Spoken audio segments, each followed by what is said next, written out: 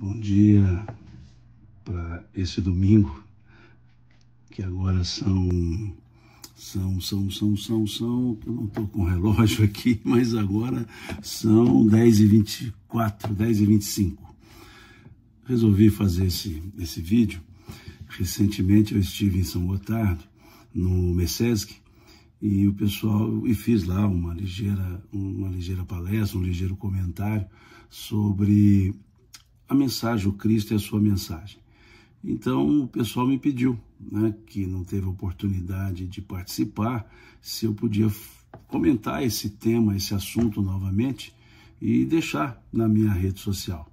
Então, esse domingo pela manhã estou com um pouco mais de folga, então eu falei, deixa eu sentar e conversar um pouco sobre o mesmo assunto. Eu não consigo fazer a mesma palestra que eu fiz lá, porque eu já disse a vocês de outras vezes que eu não tenho palestras prontas, escritas, então nem sempre eu consigo falar aquilo que eu falei em outro local. Eu trato do mesmo assunto e vai muito ao sabor do momento, né?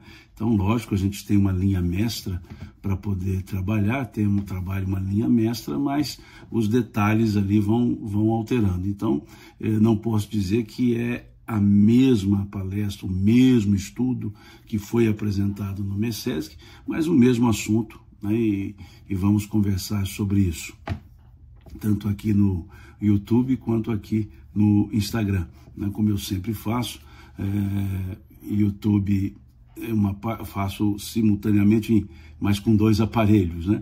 Um gravado para o YouTube e o outro aqui no Instagram, ao vivo. Então, a proposta que nos foi trazida é que conversarmos sobre a ideia do Cristo e sua mensagem. E eu acho interessante conversar sobre isso. Eu creio que todo cristão, independentemente da escola religiosa a qual pertence ou a qual se liga, tem no Cristo a referência de todo o seu pensamento. Todo cristão, em regra, tem no Cristo o elemento central. Tem na mensagem do Cristo o rito para a sua vida. Quando eu digo o rito, não é ritual, o caminho para a sua vida. A mensagem do Cristo para os cristãos é uma mensagem de abertura de consciências. É uma mensagem que chama ao pensamento, chama à reflexão. Então, essa é a ideia de nos chamar cristãos, em outras palavras, de seguirmos ao Cristo. E por que eu falo seguir ao Cristo? Lógico, cada um tem a sua religião, e eu respeito muito isso. O respeito à escolha religiosa, ou melhor dizendo, à identidade religiosa, é algo que todos nós devemos ter. Não existe uma religião melhor, uma religião pior. Existe a religião com a qual eu me identifico e uma religião cujo conteúdo esclarece as minhas dúvidas ou as dúvidas de cada um de nós. Então eu sempre digo que a melhor religião é aquela que responde aos questionamentos daquele que a segue. E assim, todas são boas. Todas formam pessoas de bem. Cabe à pessoa querer ser uma pessoa de bem. E as religiões cristãs, em regra, buscam nos ensinos do Cristo o elemento fundamental.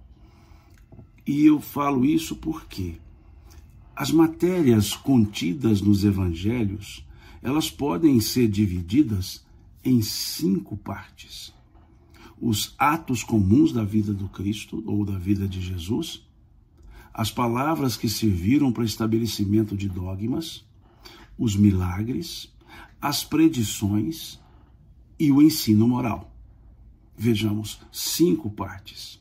Atos comuns da vida do Cristo são os atos do dia a dia, são as circunstâncias naturais da vida. Atos comuns da vida do Cristo, por exemplo, nasceu em Belém. Outros historiadores dizem nasceu em Nazaré. Há historiadores que afirmam que foi em Belém, Há historiadores que afirmam que foi em Nazaré. Os atos comuns da vida do Cristo geram controvérsias. Tinha irmãos? Afirmam alguns. Não tinha irmãos? Afirmam outros. Controvérsias. Controvérsias que não serão solucionadas. As palavras que serviram para estabelecimento de dogmas. Dizem Jesus era Deus. Outros dizem não, Jesus não era Deus. Os que dizem Jesus era Deus baseiam-se na ideia da sua fala que meu pai e eu somos um. E aí outros dizem, mas essa fala é um simbolismo. Ele não quis dizer que ele e Deus são as mesmas pessoas. Outros dizem, não, ele quis dizer que ele e Deus são as mesmas pessoas. E aí aqueles que entendem que não dizem, mas então os apóstolos também são Deus? Claro que não, dizem outros. Não, mas por que você diz que os apóstolos são Deus? Porque também está escrito, Jesus dizendo aos apóstolos, eu estou em vós, vós estáis em mim e nós somos um, no Pai. Ah, mas isso é simbólico, dizem uns. Então vejamos que palavras que serviram para estabelecimento de dogmas também são controversas. Os milagres. Há aqueles que dizem que Jesus fez o milagre, entendendo por milagre a derrogação de leis de Deus, a revogação da aplicabilidade das leis naturais. E aqueles que dizem que não houve milagre, dizem que as leis de Deus não podem ser contrariadas, porque se elas forem contrariadas, elas não são lei de Deus. Se as leis de Deus podem ser derrogadas, é porque elas não são imutáveis, e Deus é imutável, então suas leis não podem ser mutáveis. Mas outros dizem, não, mas Jesus tinha esse poder. E outros dizem, não, milagre não é fazer aquilo que é impossível, mas aquilo que é desconhecido pela grande maioria. Quando olha o outro fazendo, acha que aquilo é algo impossível de ser feito e que foi feito. E dizem outros ainda que aquilo que Jesus fez podia ser feito por quaisquer outras pessoas, porque ele havia dito, se tiverdes fé, podereis fazer as coisas que faço e até mais. Então vejam, controverso novamente, é um tópico controverso. As predições, Jesus previu o final dos tempos, e dizem outros, não, Jesus não previu o final dos tempos.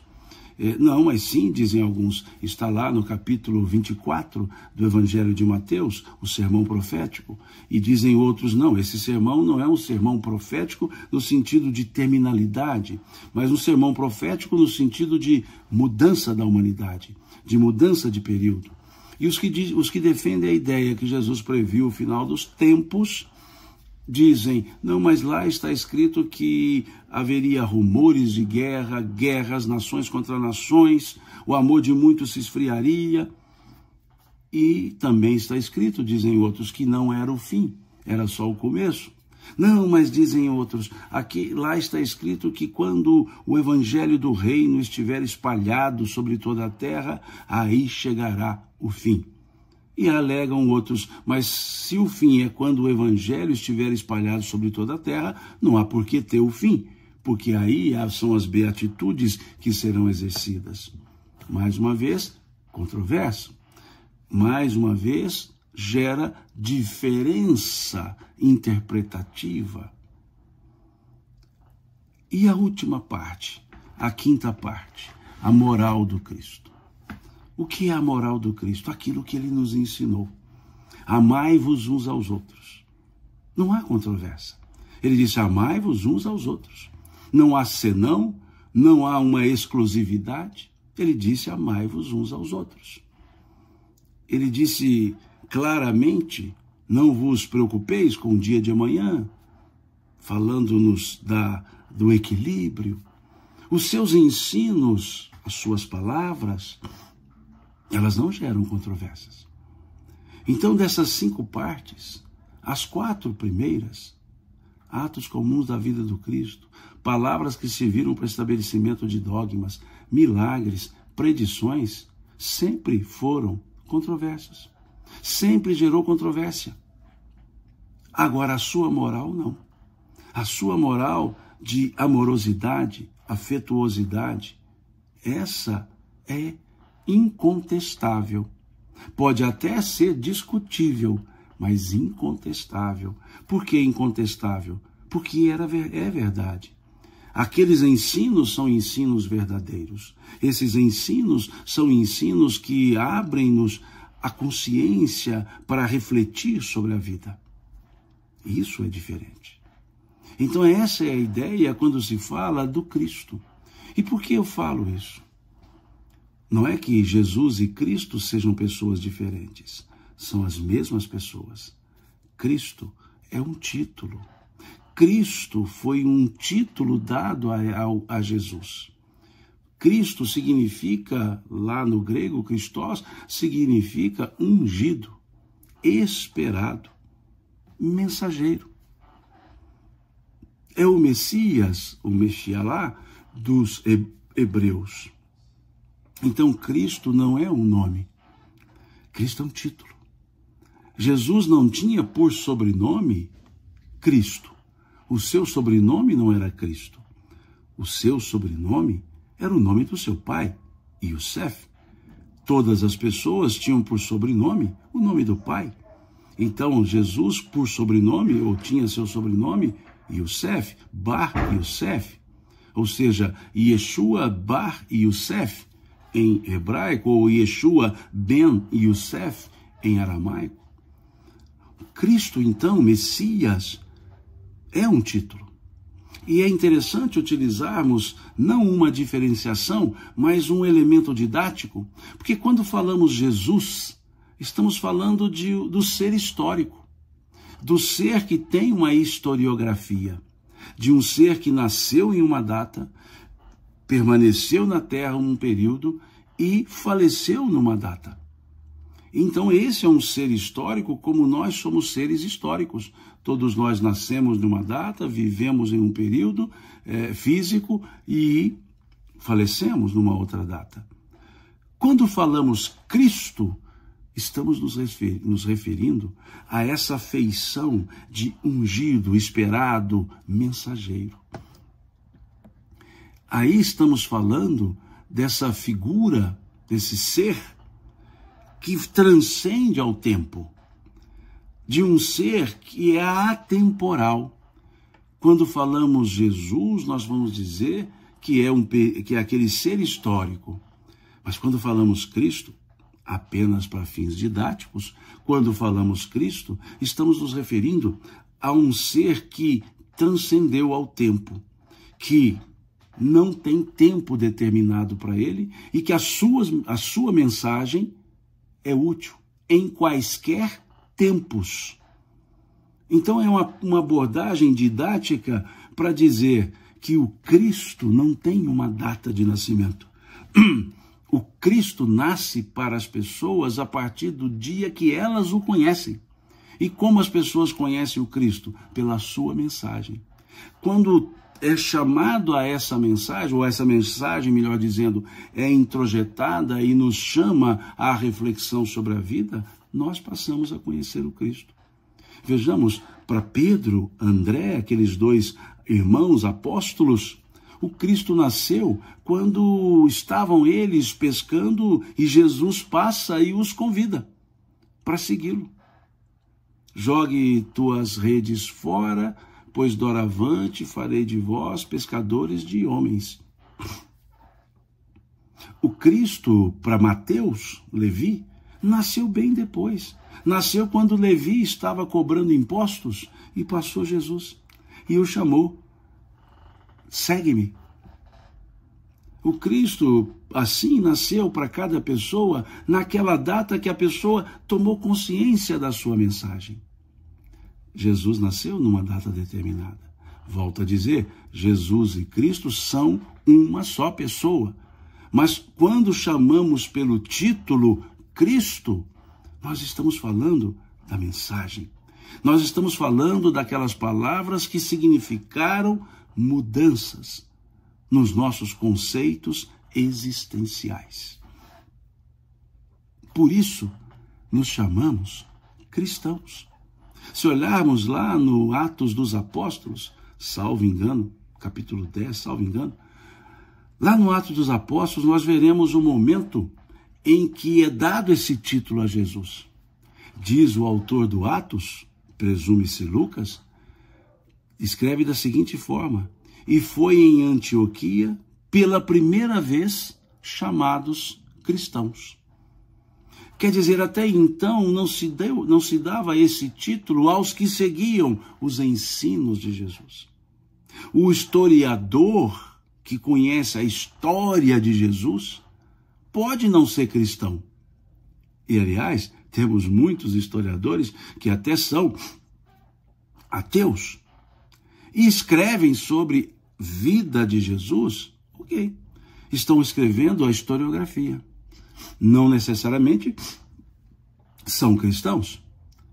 Agora, a pessoa que vai falar sobre os seus ensinos, a pessoa que vai reverberar os ensinos, essa é cristã. Porque essa foi além da historicidade.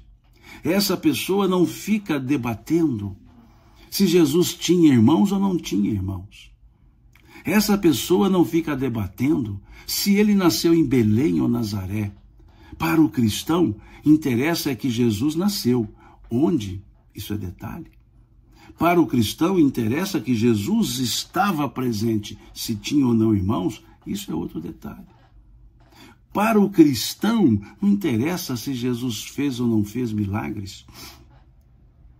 Para o cristão, não interessa a dogmática religiosa. Para o cristão, interessa o cerne dos ensinos de Jesus. Para o cristão, interessa esse sentido. A Tânia aqui disse: mas não veio de Lucas esses nomes cristãos? Exatamente, foi isso que eu disse aqui, Tânia. Eu disse que lá no Atos dos Apóstolos, presume-se escrito por Lucas, o Atos, ele escreveu que foi em Antioquia, pela primeira vez, chamados cristãos. Não quer dizer que ele, Lucas, deu o nome a eles de cristãos. Lucas escreveu que lá em Antioquia, os seguidores de Jesus eram chamados cristãos. Então Lucas retrata isso. E mais um ponto, utilizando apenas a didática, a lógica que eu já estou trabalhando, para o cristão também não interessaria se foi Lucas que criou a palavra ou se foram outros e Lucas apenas redigiu. Interessa é que entendeu-se que as pessoas que seguem a Jesus seguem pelos seus ensinos, não necessariamente pela sua história, ou seja, cristãos. Então é essa a dimensão. E isso fica muito claro, isso fica muito forte quando nós vemos o capítulo 16 do Evangelho de Mateus. A confissão de Pedro. Lá nessa passagem do evangelista Mateus, nós temos que Jesus voltava da Fenícia com seus discípulos e para na região de Cesareia de Filipo, ao norte, diferente da Cesareia marítima, que ficava no Mediterrâneo. Ali Jesus para e faz duas perguntas. Ele pergunta aos discípulos: o que dizem os homens acerca do Filho do Homem? E os discípulos respondem: uns dizem que tu és Elias, outros dizem que tu és Jeremias, outros dizem que tu és João Batista ou algum dos profetas ressuscitados. Essa foi a pergunta e essa foi a resposta.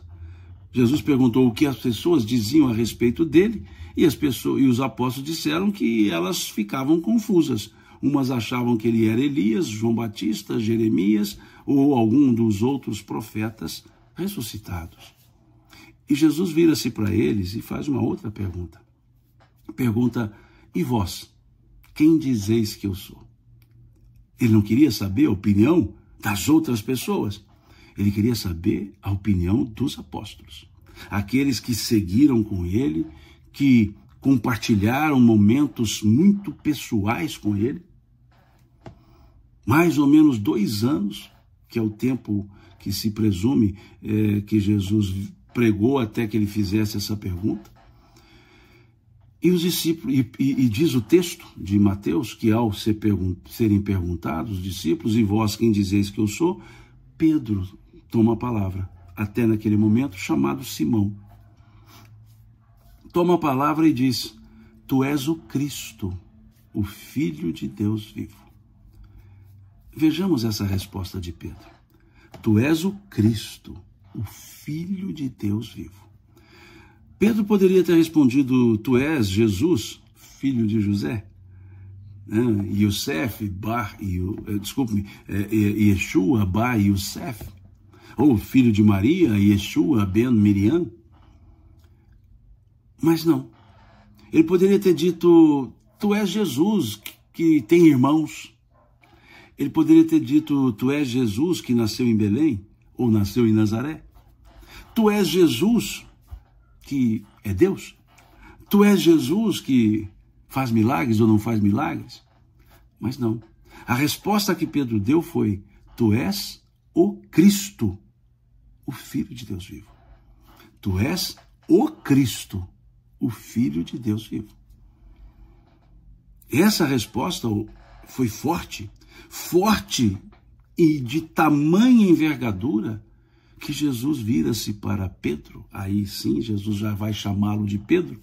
Vira-se para ele e diz: bem-aventurado és tu, filho de Jonas, que não foi a carne e o sangue que tu revelou tais coisas, mas meu Pai que está nos céus. Vejamos essa resposta de Jesus. Bem-aventurado és tu. Quer dizer, Jesus ficou encantado com aquela resposta. Bem-aventurado és tu. E foi tão séria a resposta que Jesus, naquele momento, não chama Simão pelo nome de Simão. Ele chama a Simão pelo sobrenome dele. Bar Jonas, Bar Yohanan, quer dizer, filho de Jonas, filho de João. Veja, Bar Yohanan, Bar Joná, filho de Jonas, filho de João. Esse era o sobrenome de Pedro. Simão Bar Joná, Bar Jonas, Bar Yohanan, Simão Bar Jonas, Simão filho de Jonas.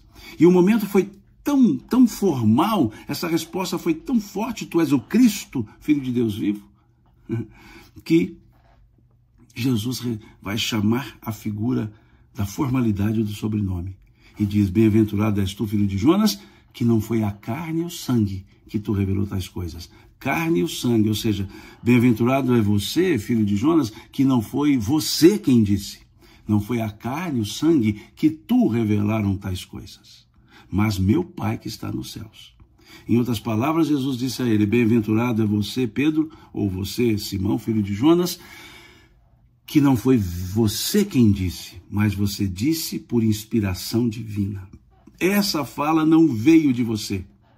Essa fala veio de Deus. Foi isso que Jesus respondeu para ele. E qual fala? Tu és o Cristo, o Filho de Deus vivo. Tu és o Cristo, o Filho de Deus vivo. É esse o ponto. É esse o elemento. E foi ali, naquela passagem, que Jesus coloca o apelido, sobre um outro nome a Pedro. Doravante tu serás chamado Kefas, ou seja, rocha. Não é pedra? A rocha. Tu serás chamado Kefas. Pedra é Kefos. Tu serás chamado rocha. E sobre essa rocha edificarei minha igreja. Sobre essa pedra, que depois aí não é rocha que ele usa, pedra, edificarei minha igreja. Ou seja, sobre essa revelação que você disse, sobre essa fala que você disse. Porque Pedro era rocha e a fala dele era pedra. E é interessante que o apóstolo Pedro, lá na sua epístola primeira, vai dizer que Cristo é a pedra angular. Que ele, Pedro, poderia ser pedra, mas pedra de tropeço, dizia ele. Ele disse: Cristo, Jesus é a pedra angular. O Cristo é a pedra angular. É a pedra de ângulo. Então aquela revelação de Pedro, tu és o Cristo, foi tão forte que Jesus disse: sobre essa pedra, sobre essa revelação é que a igreja será edificada. Sobre o Cristo, sobre a mensagem do Cristo. Essa é a pedra onde a igreja se solidifica, a eclesia se edifica. E aí ele diz, e as portas do inferno sobre ela não prevalecerão. Sobre ela, o Cristo. Porque na mesma passagem, lá mais no final da passagem, depois leiam lá o capítulo 16 de Mateus, a revelação de Pedro. Nessa mesma passagem, Jesus diz assim, o evangelista, aliás, diz assim, e começou Jesus, a partir de então, começou Jesus a dizer que era necessário ir a Jerusalém, padecer dos anciãos, ser morto e crucificado e ressuscitar no terceiro dia. E quando assim acontece, essa fala, Pedro chama Jesus apartadamente e diz a ele, mestre, de forma nenhuma deixaremos que tais coisas te aconteçam. E Jesus vira-se para Pedro e diz, afasta-te de mim, Satanás, que me é motivo de escândalo. Veja Jesus dizendo para Pedro, afasta-te de mim, Satanás. Antes Jesus disse, bem-aventurado és tu. Então veja, Pedro, uma pessoa como quaisquer outras, tinha os seus momentos de altos e baixos. Ali foi chamado de bem-aventurado, ali foi chamado de Satanás. Sobre essa questão volúvel é que a igreja estaria edificada? Ou sobre aquela fala coerente, forte, tu és o Cristo, o Filho de Deus vivo. Por isso, a revelação de Pedro é importante, porque a revelação do Cristo, a mensagem, o ungido, e não o ser historiografado, a mensagem é a base da eclesia, da igreja com I maiúsculo, não das instituições chamadas igrejas, mas da ideia, daquela união de pessoas chamada igreja. Então é interessante perceber isso.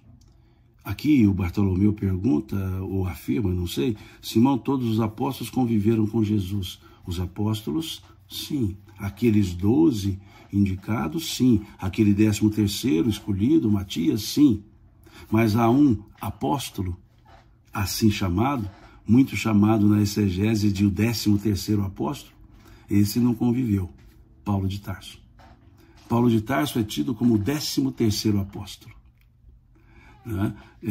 Pela exegese. Esse não conviveu com Jesus, mas esse se encontrou com Cristo. Esse não conviveu com a história de Jesus, mas ele se encontra com Cristo. Ele se encontra com ele. Por isso ele dizia que ele também era apóstolo. Por isso ele dizia que era um apóstolo. Por isso, quando era perguntado a Paulo qual era o fundamento para ele se dizer cristão e apóstolo, ele dizia, o Cristo me chamou. O Cristo me chamou. Por quê? Por causa daquela passagem em que ele se encontra com Cristo depois já de anos da crucifixão, e ali nasce um novo Saulo, um novo Paulo, né? Aliás, um novo Saulo, Paulo. Então, ele também foi um apóstolo, mas não conheceu diretamente Jesus. Mas conheceu toda a mensagem, conheceu o Cristo. E é interessante, porque há uma das falas do apóstolo Paulo, em que ele diz, já não sou eu mais quem vivo, mas o Cristo quem vive em mim. Então veja, ele não disse, mas é Jesus quem vive em mim, ou seja, não é a historicidade, é a mensagem. Jesus vive em nós, por meio da sua mensagem. Por isso nós nos chamamos cristãos. Seguimos a Cristo, seguimos a mensagem. Volto a dizer, Jesus e Cristo são as mesmas pessoas. Estou apenas fazendo esse elemento didático para falar do porquê cristãos. Do porquê cristãos. Mais vale conhecer a mensagem que Jesus deixou do que a história dele. E se tivermos que optar em conhecer a história e conhecer a mensagem, melhor conhecer a mensagem. Porque a mensagem nos faz cristãos. Conhecer a história de Jesus nos faz historiadores, que assim seja. Agora, o ideal é conhecer os dois. Conhecer a história de Jesus e conhecer a mensagem. E é interessante também um outro aspecto. Se nós olharmos a forma de datação do do ACDC é antes de Cristo e depois de Cristo. Não é antes de Jesus, depois de Jesus, embora estivesse falando de um marco de nascimento. E é interessante, porque a data que nasceu Jesus, a data na qual nasceu Jesus, ela não é precisa. Há quem diga que a data que foi dita que ele teria nascido, a data, foi 6 anos antes. Ou 6 anos depois, desculpe, do nascimento dele. Ou seja, na realidade, Jesus teria nascido 6 anos antes dele. Ou seja, 6 anos antes daquela data que disseram. Por uma questão de erro de datação feita pela transliteração do calendário hebraico, calendário romano, para o calendário gregoriano. Então, vejam, aí antes de Cristo e depois de Cristo fica interessante, que até na linguagem mais comum saiu a ideia passou a ser antes da Era Comum, depois da Era Comum, né? O AEC e ADC, antes da Era Comum e o DSC, desculpa, e depois da Era Comum. Mas a Era Comum, ou seja, a partir desse momento em que a mensagem do Cristo dividiu bastante a história, não as pessoas, mas a história. Então essa figura é interessante. E aí, então, na resposta, os apóstolos conheceram a Jesus. Mas há um 13º. Assim se chamou Paulo de Tarso, que não conheceu Jesus, mas conheceu a mensagem. A mensagem. Então, esse aspecto de Cristo, de o Cristo e a sua mensagem, nos leva a refletir sobre essa mensagem. Mensagem libertadora. Não é uma mensagem, desculpe a forma, mas não é uma mensagem salvadora. É uma mensagem libertadora. E por ser libertadora, essa mensagem do Cristo salva. Então vejamos, Salvador é aquele que entra, por exemplo, estamos presos, abre a cela, pega e carrega nos braços. Libertador é aquele que abre a cela e diz, venha. E é interessante isso. Quando Jesus, por exemplo, curou, entre aspas, ressuscitou a filha de Jairo, ele não a pegou pelo braço e a colocou de pé. Ele disse a ela, Talita cum. Talita cum quer dizer, menina, levanta, acorda, levanta. Quando ele ressuscita, entre aspas, não vou entrar no mérito da palavra, Lázaro, ele não vai lá ao túmulo, tira a pedra e traz Lázaro. Ele diz a ele, Lázaro, saia. Lázaro, saia.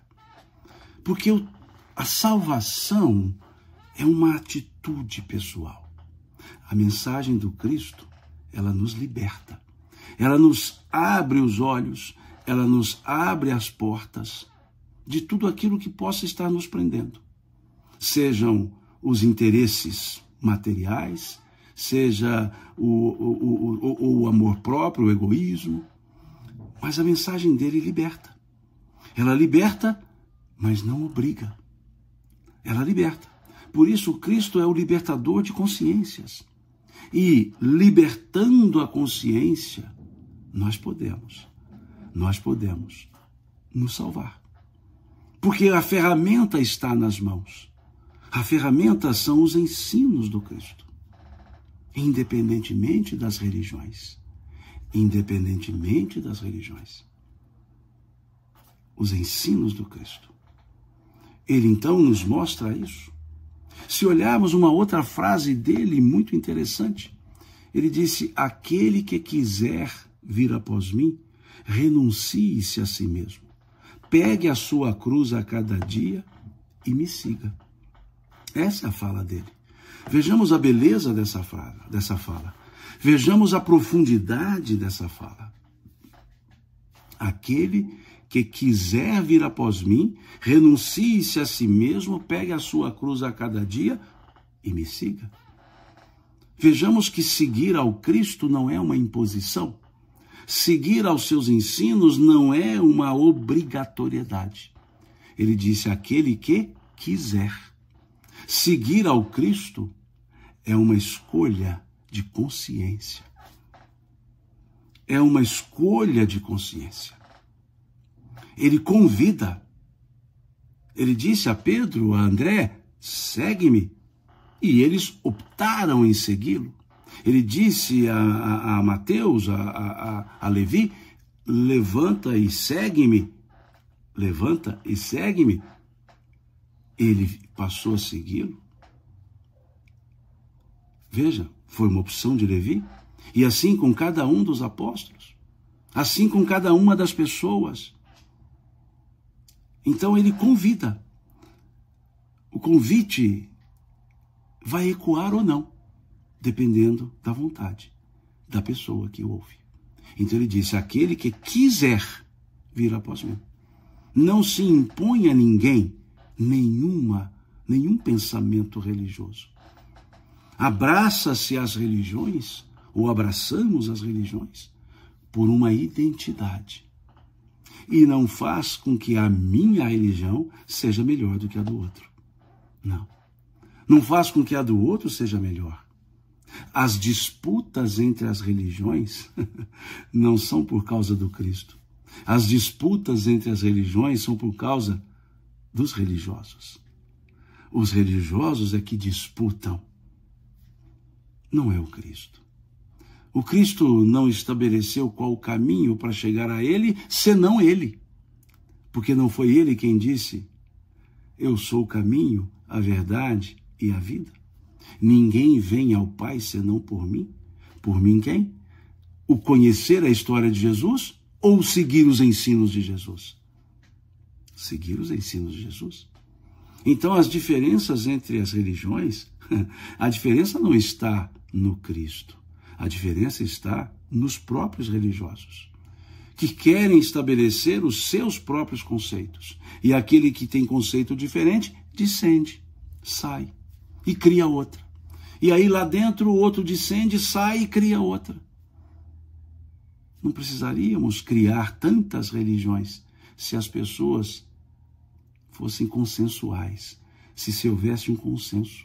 Se deixasse de lado as controvérsias e unissem-se nas convergências. Quantas religiões descendem por causa de Jesus tinha irmãos, não tinha irmãos? Descendem por causa de Jesus nasceu em Belém ou Nazaré. Recentemente vi um debate caloroso na televisão, melhor dizendo, na rede social, de pessoas que estavam discutindo se Deus descansou no sétimo dia e se esse sétimo dia, se esse sétimo dia de descanso foi no sábado ou no domingo. Discutindo se o dia de descanso, no sentido reflexão sobre o Criador, no dia da honra ao Criador, se aquele dia sagrado seria o Shabbat ou seria o Dominus, ou sábado ou domingo. E aí discutiu dizendo, não, mas o sétimo dia Deus descansou e o sétimo dia é sábado. Aí outros dizem, não, mas Jesus ressuscitou, entre aspas, no domingo, então no domingo é que é a guarda. Vejam, enquanto estão discutindo isso e criando religiões diferentes, o amar uns aos outros está esquecido. O fazer o bem está esquecido.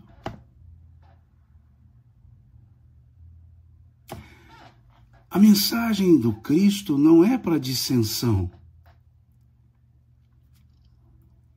Ela é para convergência.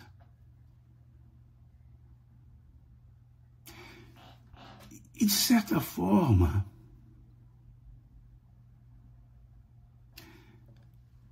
entristece-nos ver as batalhas entre as religiões. Não se entendeu o amor, que é o cerne dos ensinos do Cristo, de Jesus, do Cristo. Então, é importante perceber que esse seguir a Jesus é um ato pessoal. Aquele que quiser vir após mim, Renuncie-se a si mesmo é a segunda parte da frase. Renuncie-se a si mesmo. O que significa isso? Deixe de lado o personalismo. Deixe de querer ser o dono da verdade. Deixe de lado o egoísmo. Essa é o grande pedido feito para seguir ao Cristo. Aquele que quiser vir após mim, vontade, renuncie-se a si mesmo. Em outras traduções, negue-se a si mesmo. Entendendo que vai segui-lo. Para segui-lo, não podemos nos colocar maior do que ele. E quantas pessoas, quantos religiosos, quantas pessoas, referências, tentam ser maior do que o Cristo, querendo dizer o que ele quis dizer. E aí nascem as dissensões, porque não se entendeu aquela frase belíssima de Jesus, quando os apóstolos estavam discutindo quem seria o maior dentre eles, quem substituiria, quem estaria à direita do Pai, depois que a mãe de João e Tiago, esposa de Zebedeu, havia dito a Jesus para colocar um filho dela à direita, outro à esquerda. Jesus, ouvindo aquilo, ele disse: no mundo vós tendes os governadores que vos dirigem. Não será assim entre vós. Aquele que quiser ser o maior, seja o que mais sirva. Olha que coisa interessante.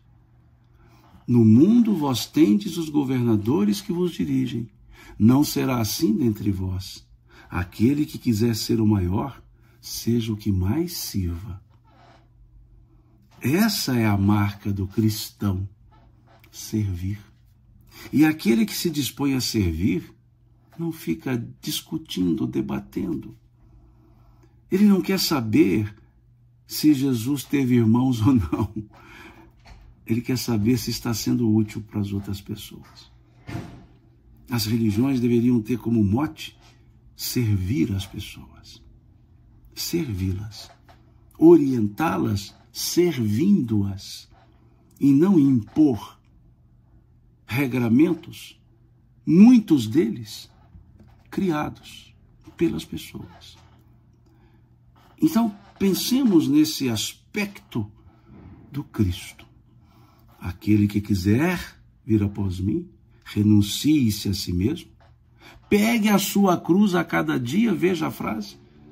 Seguir a Jesus não significa seguir ao Cristo, não significa ficarmos isentos das nossas responsabilidades. Não significa que ao seguir a Jesus, nós só teremos alegrias na vida. Não. Teremos tristezas também. Teremos frustrações, decepções, angústias. Sim, teremos. Por quê? Porque somos seres humanos, perfectíveis, que erramos e acertamos.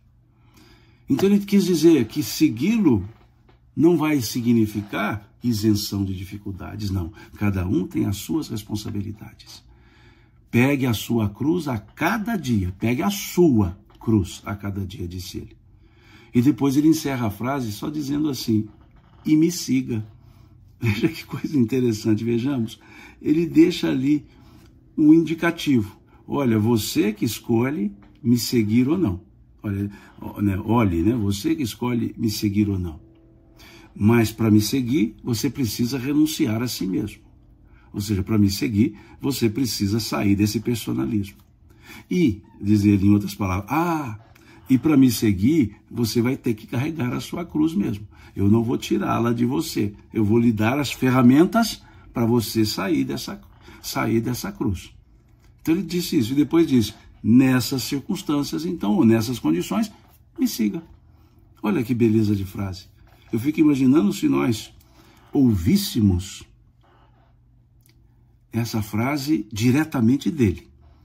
Ele ali olhando para nós e dizendo assim: aquele que quiser vir após mim, aí todo mundo se levanta. Renuncie-se a si mesmo, uma boa quantidade se senta. Pegue a sua cruz a cada dia, uma outra boa quantidade se senta. E me siga. Aí alguns vão segui-los. Porque a mensagem do Cristo nos leva a uma reflexão pessoal. A mensagem do Cristo, como disse o apóstolo Paulo na sua carta aos Romanos, cada um dará contas de si mesmo a Deus. A mensagem do Cristo, ela é para ser metabolizada da mente ao coração. É uma mensagem que nós aguardamos na consciência. É uma mensagem que não adianta estar no livro. É uma mensagem que não adianta estar em letras. Ela precisa estar incrustada na nossa consciência. Já que a lei de Deus também está na nossa consciência. Então é importante perceber que esse convite a seguir a Jesus é seguir pela sua mensagem. E essa mensagem, ela fica guardada na pessoa. É uma reflexão. Quando uma pessoa diz, não, eu agora encontrei a Jesus ou ao Cristo e me transformei, não é porque ela tomou conhecimento da história de Jesus. É porque aqueles ensinos significaram, passaram a ter significado para aquela pessoa. E ela percebeu que aqueles ensinos aplicados melhoram a vida. Pode não melhorar a materialidade da vida, mas melhora o sentido da vida. Melhora o sentido do viver. Dá significado para a vida. Mostra-nos que a vida é muito mais do que o interregno entre o berço e o túmulo. Mostra que a vida é muito mais. Mostra-nos que a vida não se acaba. Mostra-nos que sim, precisamos dos elementos materiais, claro, senão nós não viveremos materialmente. Precisamos do vestir, do comer, do beber, precisamos. Mas ele também disse que isso sabe bem Deus que nós precisamos.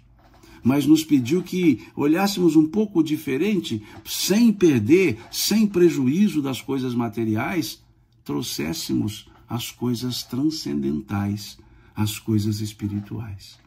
Porque ele disse, lá no Sermão do Monte, não vos preocupeis com o que haveis de vestir, pelo que haveis de beber, pelo que haveis de comer, pois meu Pai bem sabe que necessitais dessas coisas. Buscai primeiro o reino de Deus e a sua justiça, e essas outras coisas ser-vos-ão acrescentadas. Ele não disse buscai unicamente o reino de Deus. Ele disse buscai primeiramente o reino de Deus.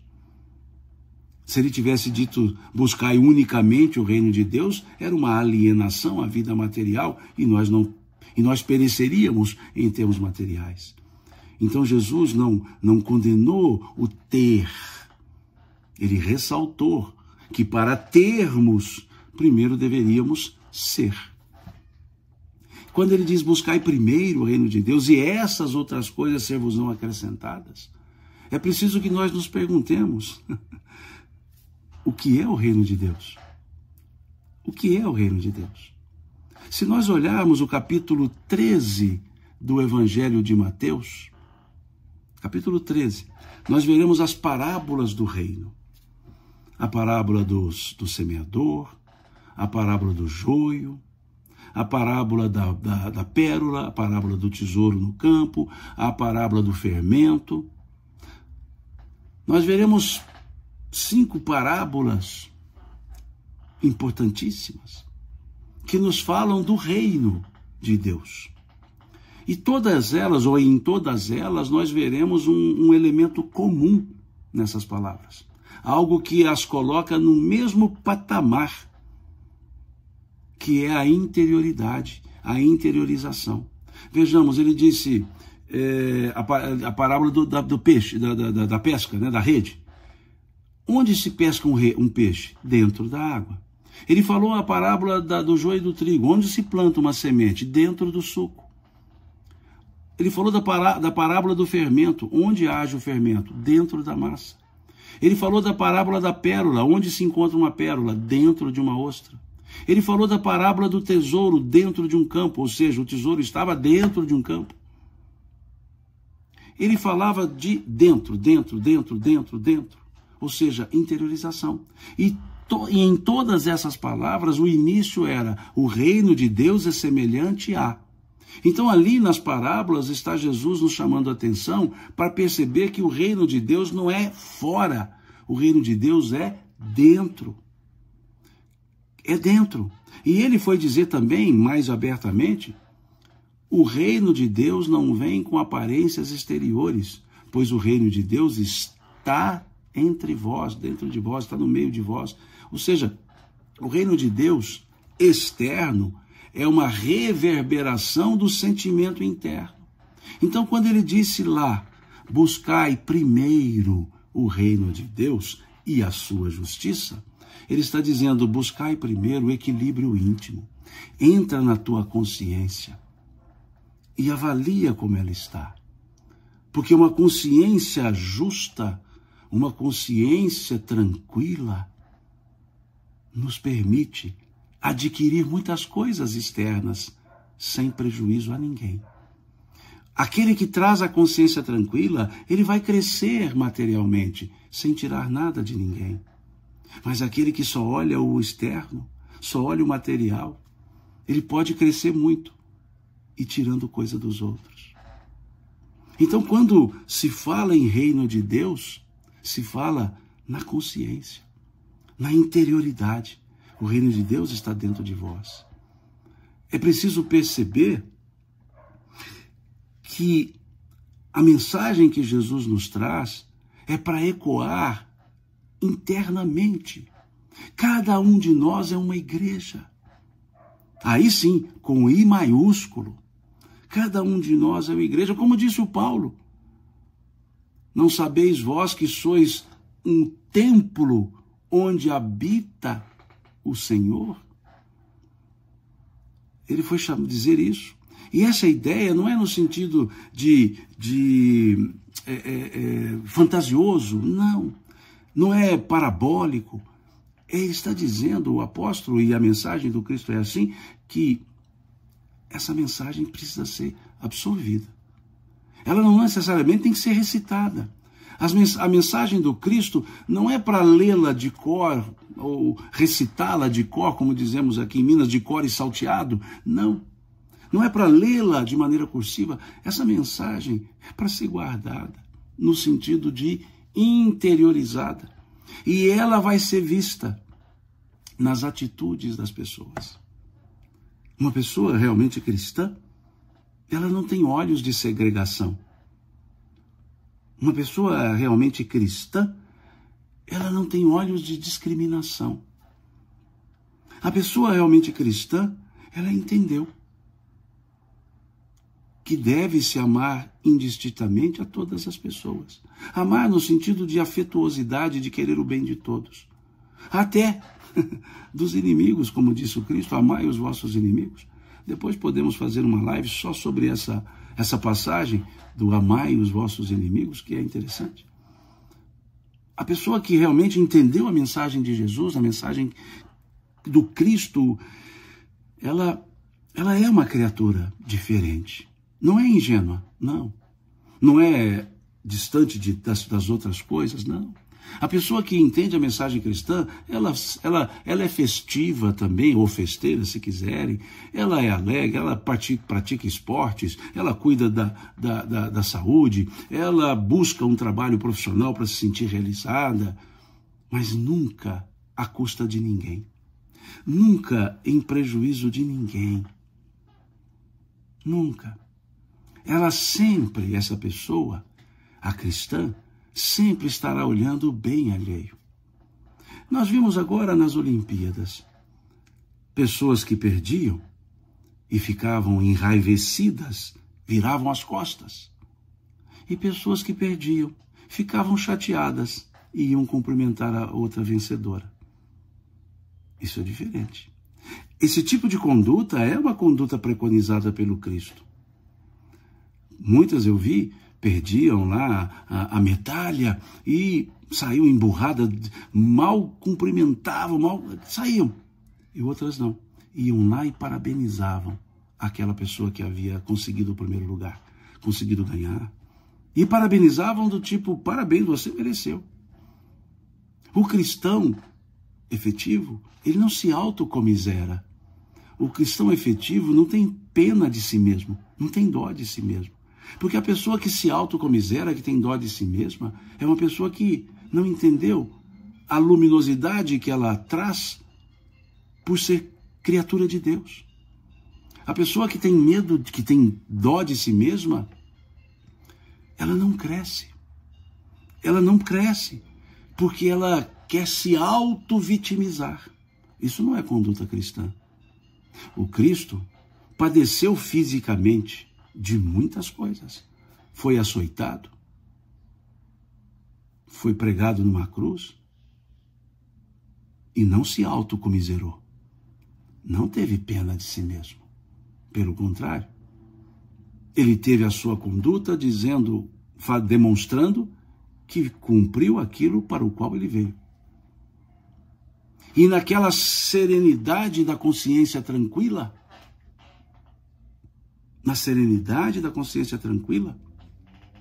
ele, pregado em uma cruz, olha para as pessoas que estavam ali vendo como um espetáculo, ou até dizendo crucifiquem-no. Ele olha para aquelas pessoas e diz, Pai, perdoa-os, eles não sabem o que fazem. Talvez qualquer um de nós ficaria ali bravo na cruz, reclamando daquelas pessoas, dizendo que elas são ingratas, ou que elas eram ingratas, mas não.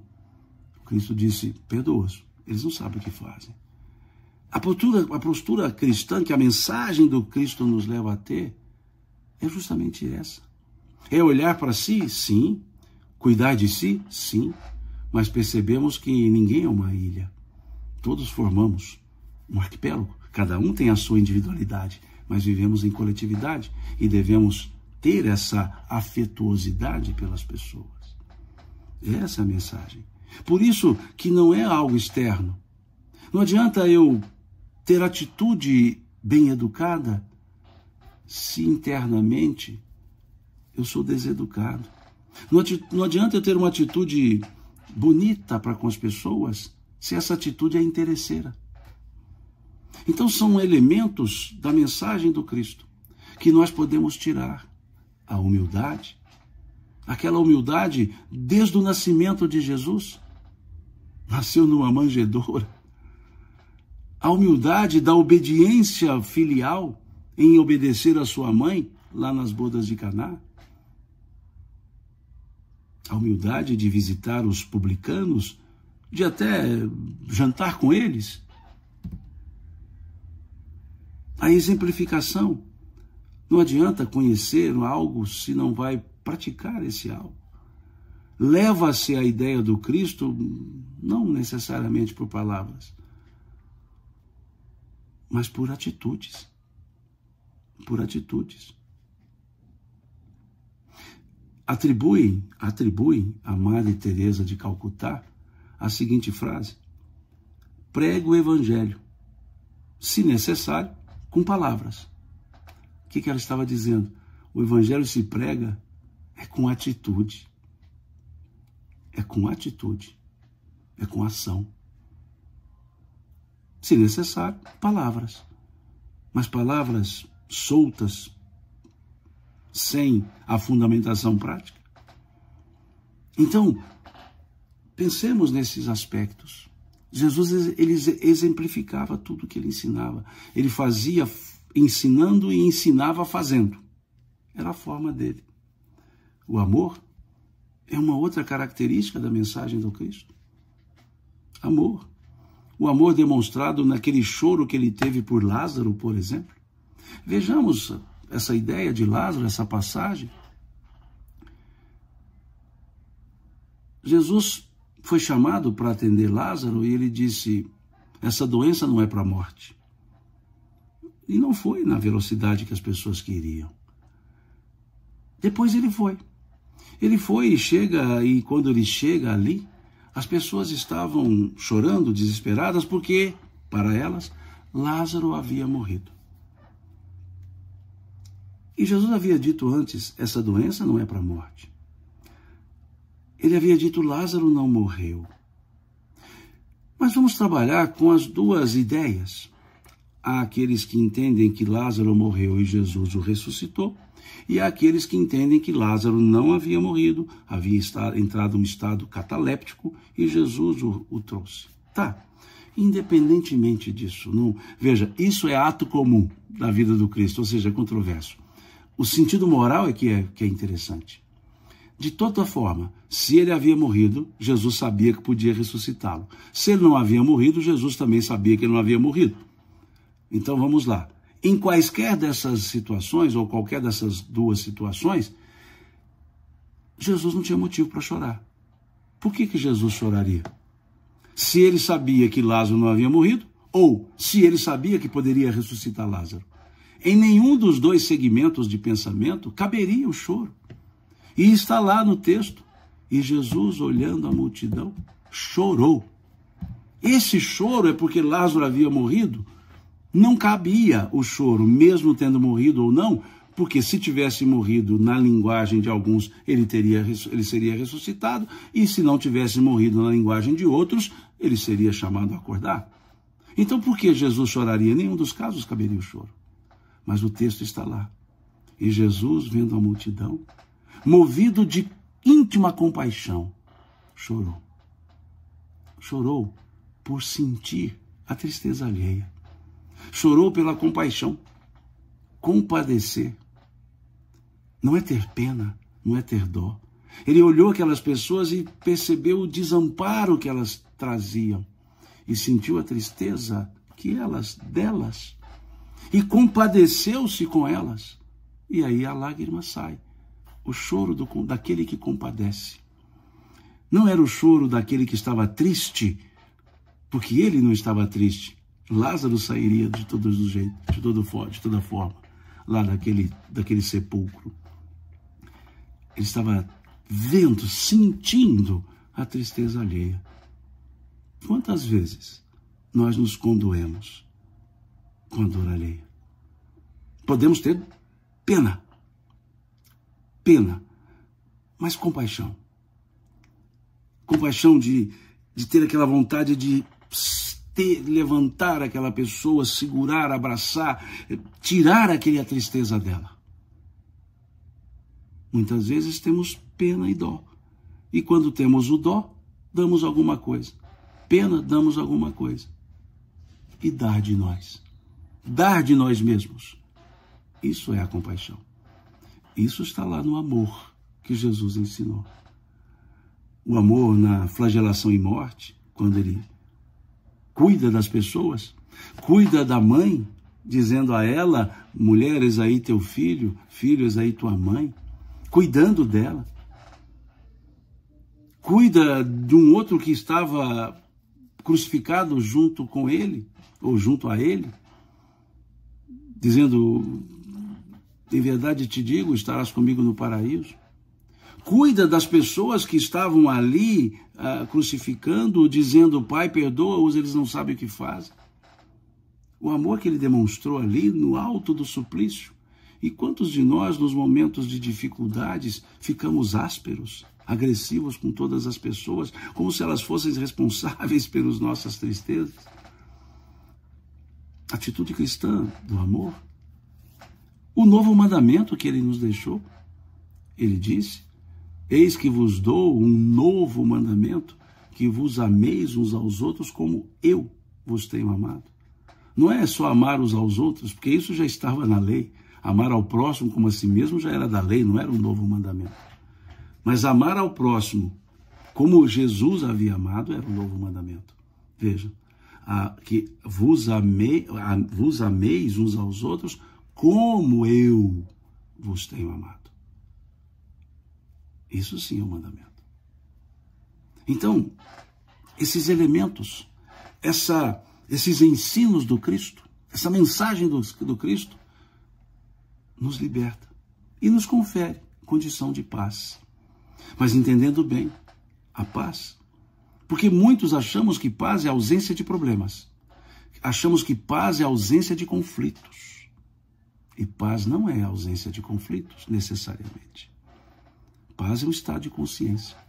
Jesus disse isso. Eu vos dou a minha paz, eu vos deixo a minha paz, mas não vou-la dou como o mundo a dá. Mostrando que a paz do mundo e a paz dele tem um pouco de diferença. Ele disse, salvo engano, versículo 32 do capítulo 16 de João, salvo engano, ele disse: tenho-vos dito isto para que em mim tenhais paz. No mundo tereis aflições, mas tende bom ânimo. Eu venci o mundo, disse ele. É esse o sentido? No mundo tereis aflições, lógico. Nós as criamos. Mas ele disse, tende bom ânimo.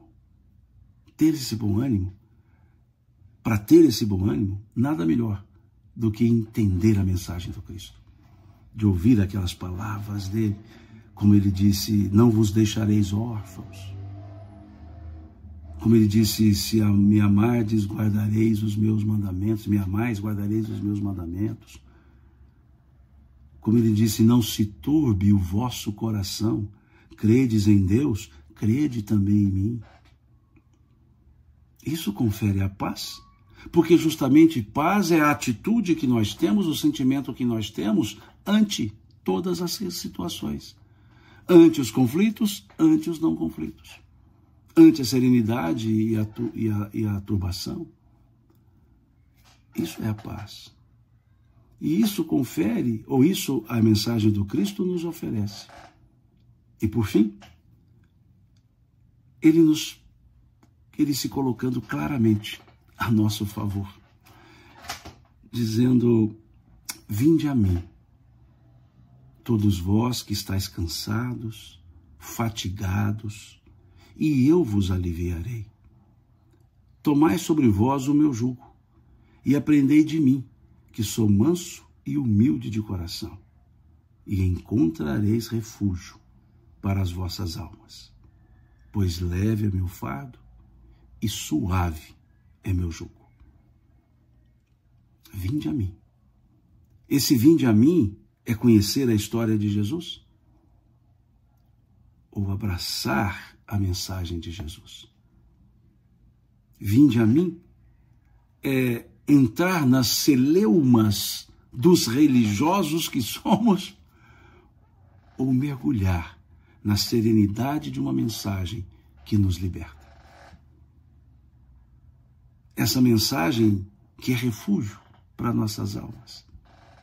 Como disse o Cristo, encontrareis refúgio. Refúgio. Então pensemos nisso. Entendamos que ser cristão não é necessariamente pertencer a uma religião e se dizer religioso. Ser cristão é viver a mensagem do Cristo. E muitas pessoas que não professam uma religião vivem a mensagem cristã. Muitas pessoas que não levantam bandeiras de religiões vivem a mensagem cristã. Sejamos religiosos, ótimo, porque é a coletividade das pessoas. Sejamos religiosos.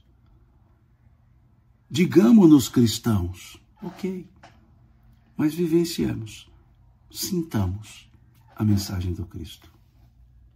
Sintamos, porque aí sim, a ideia de ser cristão, ela dá uma alegria. Por quê? Porque estamos próximos a uma mensagem que nos liberta. É essa a reflexão de hoje. Vi aqui pessoas postando, dizendo para fazer todo domingo, nem sempre eu consigo. que hoje realmente eu recebo muitas mensagens, como é que o pessoal gosta de falar, inbox. Eu recebo muita mensagem no privado pedindo para falar de alguns temas. E esse foi um pedido feito, várias pessoas que não puderam assistir lá ao MECESG queriam que eu trabalhasse o assunto. O assunto, sim. Agora, a mesma fala, não. Eu disse isso no início. Quando me pedem para falar, Simão, repete aquela palestra que você fez. Eu não consigo repeti-la porque eu não as tenho marcada, escrita, gravada, assim. Eu tenho o assunto e a linha mestra de conversa. Então, o assunto eu trouxe de novo. Não necessariamente do mesmo jeito que levei lá ao MECESG. Muito obrigado a vocês pela paciência de acompanhar aqui, tanto no YouTube quanto tanto no YouTube quanto no Instagram, acompanhar aqui a fala, e quando possível retorno, né, com outros temas, com outros assuntos, e fique à vontade, como vocês já fazem mesmo. Muitos me mandam mensagens sugerindo temas, sugerindo assuntos. Quando for possível, aqui eu volto para fazer essas lives. Bom, boa semana para todos nós. Aqui estamos começando a semana no domingo, com as bênçãos de Deus, com esse abraço da mensagem do Cristo, nos libertando para o dia a dia. Muito obrigado, e como bom mineiro, né, agradeço sempre dizendo Deus lhes pague. Até uma próxima oportunidade.